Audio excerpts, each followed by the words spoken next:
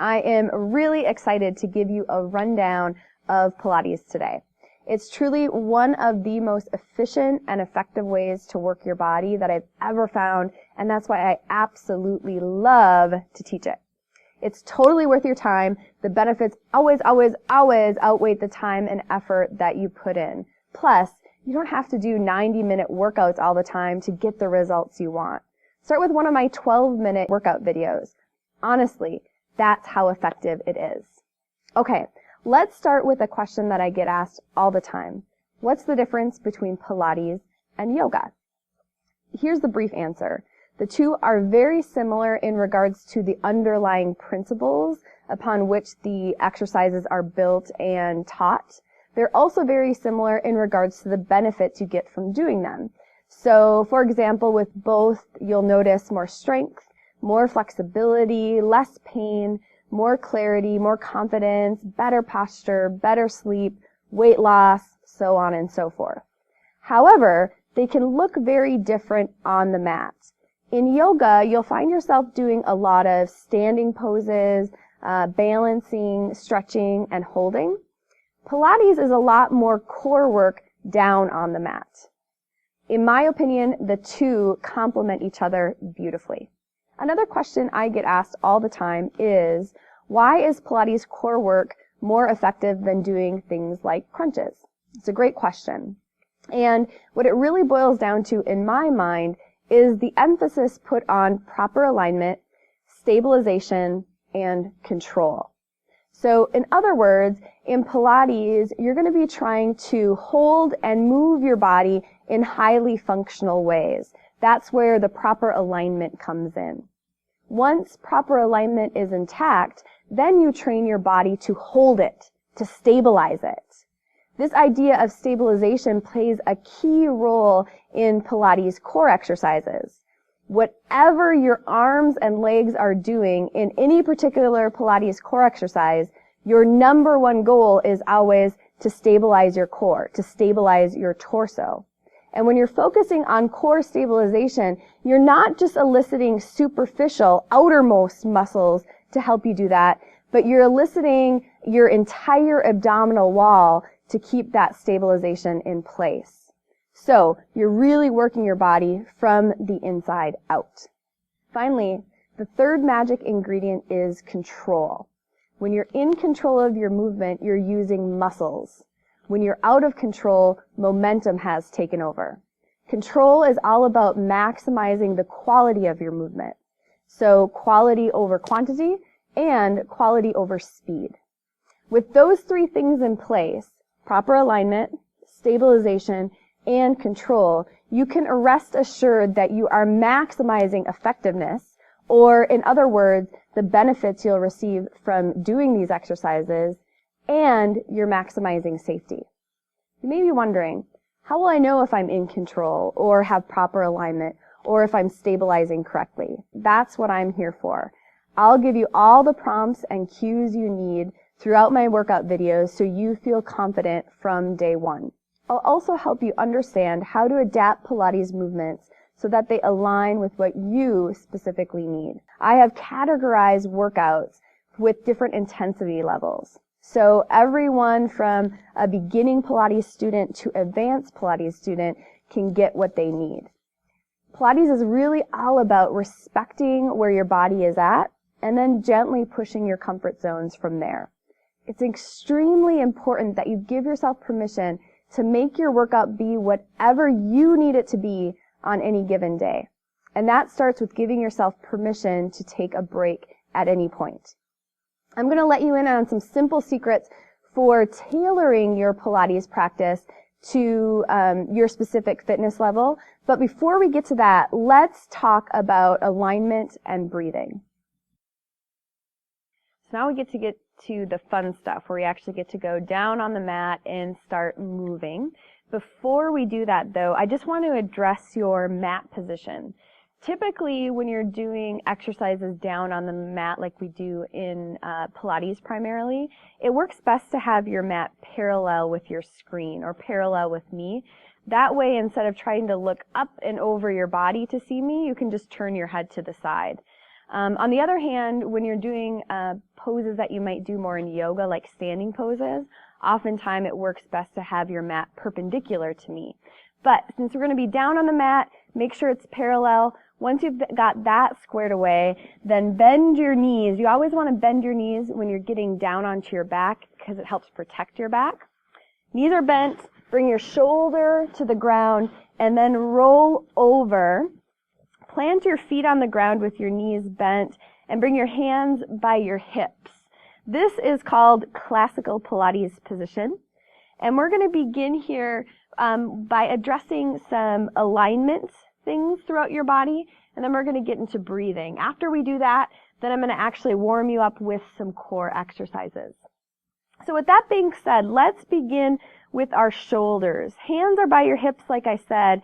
Slide your shoulders up towards your ears, and then slide them down away from your ears as far as you can. Do that a couple more times. Up and down. So you're trying to find the range of motion in your shoulders today. Then the next time your shoulders are down, hold them there. And this is a really important alignment position, not only when you're lying on the mat like this, but pretty much throughout any Pilates exercise, any yoga exercise, and in your daily life. And what I mean is simply you want to create as much space between your shoulders and your ears as possible. So what that's going to do is not only help you relax and release your upper body, but it also helps you engage your abdominal muscles. So in other words, when your shoulders are up at your ears like this, it's really hard for your abs to activate in an effective way. So whenever your shoulders are down, that allows your abdominal muscles to support you better. So keep your shoulders down. Now we're going to switch our focus to our neck alignment. What I want you to do here is nod your head yes on the mat a few times. And notice as your chin is lifted towards the ceiling how there's kind of a shortness in the back of your neck. Then as you tuck your chin towards your chest gently, the back of your neck elongates. Keep your chin tucked down gently. And this is a position in Pilates known as a cervical nod. And this is a position we find quite often throughout a Pilates practice. So you have your shoulders in the proper alignment, your neck in the proper alignment. Now let's shift our focus to our pelvic area. So bring your hands down by your hip bones here and roll back and forth in your pelvis a few times. Now a visual that I find helpful with this is thinking of a bowl of water on my pelvis and having the bowl spill towards my chest and then out the other way. And just like we did with our shoulders, we're trying to find the range of motion in this area of our body by moving through it a few times. Now once you think you've found that range of motion, find the center of it. This would be where your imaginary bowl of water is stable or sitting flat. This position in Pilates is called neutral pelvis. And in neutral pelvis, you still have a little curve in your lower back. You might even find that there's some space between your lower back and the floor. From neutral pelvis, we're going to get into what's called imprinted pelvis. So visualize that bowl of water resting here again, and now spill it towards your chest. Another visual I like to use is a balloon between my lower back and the floor, and I burst that balloon. So this is imprinted pelvis, where your lower back is in contact with the mat. You have minimized the curve in your lumbar spine in the lower part of your back. And see if you can release your glutes and your hamstrings. So a lot of people tighten there to get into imprinted pelvis. And what I really want you to focus on right now is just actually adjusting your bone structure, actually adjusting your pelvis to get into this position. Now, imprinted pelvis is a very, very important position in Pilates because it allows you to protect your lower back and helps you engage your abdominal muscles in a much more effective way. So I ask you throughout many workout videos prior to abdominal exercises to find imprinted pelvis for those reasons. Now, as you become more and more familiar with Pilates, you can try stabilizing in neutral pelvis instead of imprinted. But if that's confusing to you right now, that doesn't make sense, and or you're brand new, then what I'm going to ask you to do every single time before you do a core exercise is find this imprinted position. That's a great default, especially at the beginning. Okay, so let's regroup here. We're in classical Pilates position. Our shoulders are away from our ears. Our neck is in a gentle cervical nod. Our pelvis is in imprinted position. And now we're going to practice the Pilates breathing, which is known as the ribcage breath. So in Pilates breathing, we actually breathe out to the side instead of up and down. So a lot of times when you're breathing naturally, your stomach goes up or maybe even your chest. And like I said, instead of that, we're going to try to do lateral movement. And the reason for that is that allows us to keep our abdominal muscles engaged and supporting us while still getting a really high quality breath in. Now, ribcage breathing takes a lot of practice, so don't be hard on yourself. Give yourself some time to learn it. And just keep in mind it is something worth practicing if you want to continue with Pilates, because once you can incorporate your ribcage breath into your exercises, those exercises become that much more effective. So with that being said, bring one hand on top of your belly button. And actually, one thing I want to mention here before practicing the breathing is an idea in Pilates known as scooping. I like to call it zipping. And what that means is pulling your belly button not only down towards your spine, but also kind of up under your rib cage, like you're zipping up a tight pair of jeans. That's a sensation you want almost always throughout a Pilates practice. So why don't you practice it now? Pretend like you're zipping up a tight pair of jeans, then put this hand on top of your belly button. Keep that zipping feeling. Bring your other hand to the side of your rib cage. Now on your next inhale, see if you can expand your rib cage out to the side. Inhale through your nose. Exhale through your mouth. Pull everything in like you're tightening a belt. Inhale, try to keep your top hand still. Exhale, tighten your imaginary belt. Inhale, think about breathing into the back of your lungs. Exhale, tighten your belt and zip up your jeans. A couple more times like this. Inhale, belly button hand stays as still as possible. Exhale, zip up. Last two.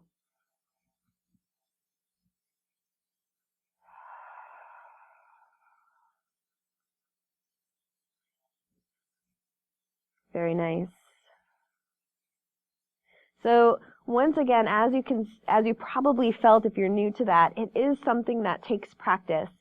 So do your best as you're beginning with your Pilates workouts just to be aware of your breathing, and every once in a while see if you can practice your ribcage breath in your actual exercises. But if you can't, no big deal at the onset. It is something that when I was first starting Pilates that I practiced off the mat. And then as I trained my muscles to breathe that way, it became easier to integrate into my actual exercises. So with the alignment and breathing in place, now I'm going to actually get you moving a little bit, and I'm going to try to help you see how these things all integrate, how they all work together. The alignment, the breathing, also the principles we talked about, which is the proper alignment, of course, the stabilization and control. On top of that, I want to show you how to adapt things to help them meet your fitness level. So I told you before I was going to let you in on some simple secrets to make things easier or more challenging. We're going to do that now. You'll notice that a lot of the things we do to make things easier, those are going to be, you'll see those things show up in my level 1 and level 2 practices. And the things that we do to make things more challenging, those are the things you see show up in my level 3 and level 3 plus practices. So if you're not super interested in tailoring your practices on your own and you want me to do that for you, then just get to know my levels, and that will be simple and easy. So we're going to begin with a position known as tabletop. So the first thing I'm going to ask you to do here is bring your arms out to a T, and that's the first secret. When your arms are out to a T, that always makes things easier because it gives your body more stabilization on its own, so your abdominal muscles don't have to work quite as hard to stabilize. Make sure you're in imprinted pelvis. So once again, that means you have an imaginary bowl of water resting here. You spill it towards your chest. Then think of zipping up a tight pair of jeans and imagine an anchor resting on your core. That visual can help you remember to stabilize. And in this one, and actually all the exercises we're going to do here on the mat, you'll know if you're stabilizing, if your lower back stays grounded and your belly button stays pulling towards your spine. If either of those two pop up, then you want to regroup. Okay, so you're in imprinted pelvis, arms are out at a T. Bring one leg up. Knee is right over your ankle, shin is parallel with the floor. This could be your version of what's called tabletop. You hold here with a flexed toe or a pointed toe, whatever works for you. And then, of course, you could switch sides. Take a deep breath. See if you can get a ribcage breath in here. Then bring both feet down. Now, if you'd want to make that exercise more challenging, you have a lot of options. One might be that you bring your hands closer to your midline. So now they offer less stability and your abdominal muscles have to work harder in order to stabilize. Another option might be instead of just having one leg up, you bring both legs up. So the more limbs you get involved, the more challenging an exercise typically becomes. Now, if you still need an extra challenge, you can start to add some movement. So maybe you tap your toe or your heel down and come up. Inhale down, stabilize, and come up. So if on the way down you notice your belly button or your lower back popping up, then what you might want to do is only go halfway down. And there's another secret. The bigger your movement, the more challenging an exercise becomes. The smaller your movement, the easier it becomes. If you're still looking for a challenge, you could pick up the speed. So with most Pilates exercises, the faster you go, the more challenging it becomes. And if you're still looking for a challenge, you could start to add more limbs. So you can see how one exercise can be adapted in multiple ways to really, like I said before, meet your fitness levels exactly. So let's just regroup some of the things we talked about or debrief them a bit. Arms out to a T makes things easier. Hands closer to your midline makes things more challenging. Getting more limbs involved makes things more challenging. Increasing your range of motion makes things more challenging, and also typically increasing your speed also does the same. So as you do this, we're going to try it one more time, and I'm just going to ask you to figure out a body position and movement that works for you. We're going to focus more on the breathing and alignment piece now. So once again, find imprinted pelvis. Think about zipping up a tight pair of jeans. Then visualize an anchor here for stability purposes. Find an arm position that works for you. Then pull your shoulders down away from your ears towards your hips. Bring one knee up or both, making sure instead of them coming into your chest, they're out a little further to activate your abdominal muscles. And then from here, if you'd like a bigger challenge, you can add some movement at whatever tempo works for you. And with this, you could take long, slow breaths, or you could even do a breathing pattern such as inhale, inhale, exhale, exhale.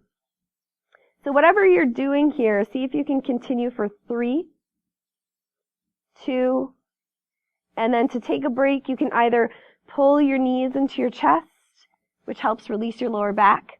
Or another way to release your lower back is to plant your feet wide and let your knees tent in. Very nice. Take a breather. And then meet me in classical Pilates position. Find imprinted pelvis. Zip up. Place your anchor on your core. And we're going to go into another exercise known as the single leg stretch. So pull both knees into your chest. Grab one knee and extend your other leg up. Now something I want to mention here is another secret that you want to pay attention to, and that's your leg angle. So with most exercises, if your leg is at a 90-degree angle, that is going to be easier than if you drop it closer to the ground. Another thing you want to pay attention to is the length of your leg.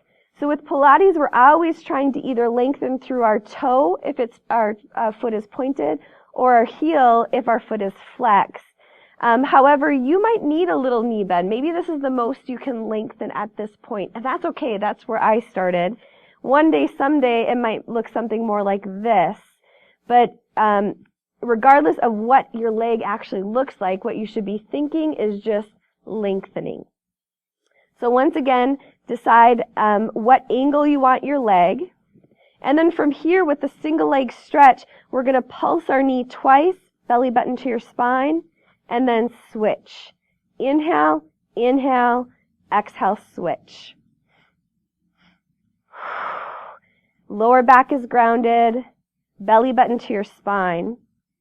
Now, with a lot of Pilates exercises, you have the option of lifting your head. And in that case, you always want to look down at your belly button, not up at the ceiling, in order to keep the back of your neck long. In either case, you want to make sure your shoulders are pulling towards your hips. But what I often tell people is if you start thinking more about your neck than your core, then you want to drop your head down so that you can bring your attention back to your abdominal muscles. So it's always up to you whether or not you want to lift your head. Awesome job. Now, one way with this one to make it more challenging is once again to pick up the speed. Whatever you're doing, hang on for 3, 2, and then rest. Take a deep breath.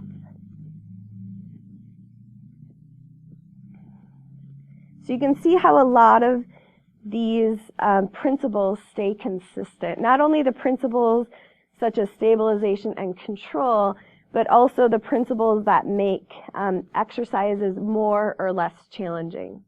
So let's do 2 more exercises. This next one is called the double straight leg stretch, and it's a great one for toning and strengthening the area right below your belly button. Meet me in classical Pilates position. Find imprinted pelvis. Zip up. Think of your anchor. Then pull your knees into your chest. You can decide if you want a little extra stability. In that case, bring your hands wide. The way this one is classically done is by stacking your hands and bringing them behind your head. So you're welcome to do that as well.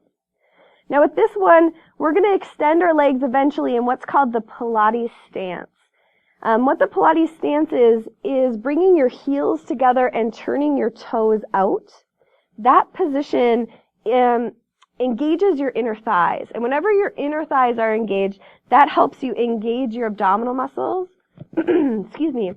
And it also helps you protect your lower back. So that's always a good thing. However, if you have knee or hip issues, for the most part, you're going to actually want to avoid the Pilates stance. So instead of bringing your heels together, you're going to keep your legs straight. So knees don't turn out, and that's just going to help prevent prevent you from furthering any knee or hip issue. Another thing I want to mention about this one is the idea of pointing and flexing your toes. Now, in a classic Pilates practice, you almost always point your toes, and that's because this practice has roots in dancing. However, often in yoga, we do the opposite. We flex our toes for a little leg engagement. So I find that I like to do a variety. Sometimes I like to point my toes with exercises like these. Sometimes I like to flex. As I mentioned before, the biggest thing is just that you're focusing on lengthening. So if you're pointing your toes, you're lengthening through your toes. If you're flexing your toes, you're lengthening through your heels. And remember, lengthening is going to look different person to person, day to day. So it might mean that you need to have your knees bent. One day, someday, your legs could be straight. One last thing before we get into this exercise that I want to mention is the idea of your feet cramping. That happens to a lot of people in Pilates. It has to do with a lot of different things, but typically it's aggravated by the intense pointing and flexing that we do. So if that intense pointing and flexing doesn't work for you on any given day because of your feet cramping, just have a floppy foot. That's just fine. And for a lot of people, if you can stay hydrated, that helps with the cramping. So just keep that in the back of your mind as well. Okay, so with all that in place, now we will get to the exercise. I'm going to set you up one more time. You're in classical Pilates position. Find imprinted pelvis. Decide where you want your arms, depending on how much stability you want them to offer. Pull your knees into your chest. Feel your belly button pull down as you extend your legs up. You're in the Pilates stance if you have no knee or hip issues. And on your next inhale, drop your legs just a few inches. On your exhale, pull up slowly. Now, if that wasn't challenging enough for you, use your next inhale to drop a little further, increase your range of motion. Exhale, pull up slowly. Keep moving at your own pace, taking a break when you need it. This is going to be one exercise that breaks the speed rule. So in other words, I said before that typically the faster you go, the more challenging an exercise becomes. This one breaks that rule because when people pick up the pace like this, what happens is momentum takes over. So it becomes less safe and less effective. So with this one, we have to keep the movement slow in order to really focus on control. So smooth movement on the way down, smooth movement on the way up. As you're coming up, your toes are pulling towards the ceiling to lengthen, belly button's pulling towards your spine to strengthen. We're going to do just a couple more. If you want to experiment with lifting your head, you're certainly welcome to do that. Either way, shoulders to your hips, not your ears. And after this last one, take a breather. Awesome job. Deep inhale through your nose. Wiggle your toes. Exhale through your mouth. All right, we've got one more to showcase here. It's called the single straight leg stretch. Meet me in classical Pilates position. Find imprinted pelvis. Zip in your belly. Imagine your anchor. Then pull your knees into your chest and extend one leg up. Hold behind your thigh or your calf. And then you're lengthening as much as possible. So once again, if that means you need a little knee bend, that's fine. That means you can straighten your leg completely. That's great too. You can point or flex your toes with this one. Extend the other leg out. I'm going to start here with my thigh. On your next exhale, pull in. Inhale, switch. Exhale, pull. So you'll notice we have relatively slow movement and a pretty small range of motion. If you need a little extra challenge, then you can start to make your range of motion a little bigger. So you drop this opposite leg a little closer to the ground. If it's available to you, you could grab above your knee on your calf. If you still need a challenge, then you can start to pick up the pace. With that, we would change the breathing a bit. We'd pulse twice. Inhale, inhale, exhale, switch. Inhale, inhale, strong exhale. Torso is still as your legs are moving. Now, if you'd still want to challenge, you could drop your hands and pick up the pace a little more. Inhale, inhale, exhale, exhale. Torso stays still. So we never want to jeopardize control or stability just to pick up the pace or do more reps. Control and stability are always, along with alignment I should say, are always our number one goal.